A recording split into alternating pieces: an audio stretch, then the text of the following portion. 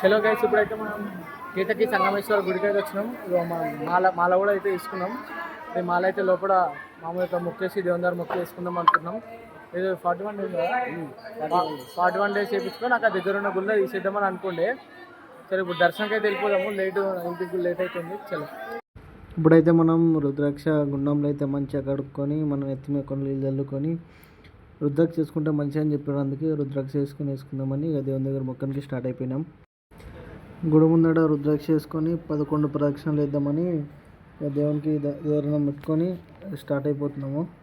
అయితే 11వ ప్రదక్షిణం చూస్తున్నాం మాలతోని. సీనిగాడు ఆకలి అవుతుంది అయిపోయిండు. లాస్ట్ ప్రదక్షిణ వేసి లోపలికి పోయి దేవుని కానిచ్చి వేసుకుంటాం. మరి అలా ఫుల్ అంటే ఫుల్ ఆకలి అవుతుంది. వద్దాలకి ఏం లేదు, వేసిన ఒకటే వేసినాం. సీనియర్ అయితే చాలా అలసిపోయాడు.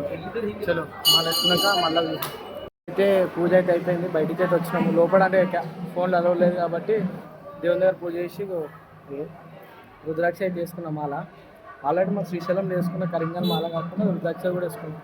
రుద్రాక్ష అనే ఎనర్జీ బూస్ట్ అంటే హెల్త్ మంచిగా ఉంచుతా అని చెప్పాలంటే వేసుకున్నాం. చలో కర్ణాటక నుంచి తెలంగాణ పోతుంటే మధ్యలో ఈ చాయ్ లవర్స్ అయితే కనిపించింది.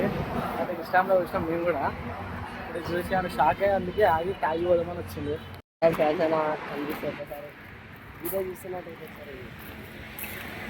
మెసేజ్ అయితే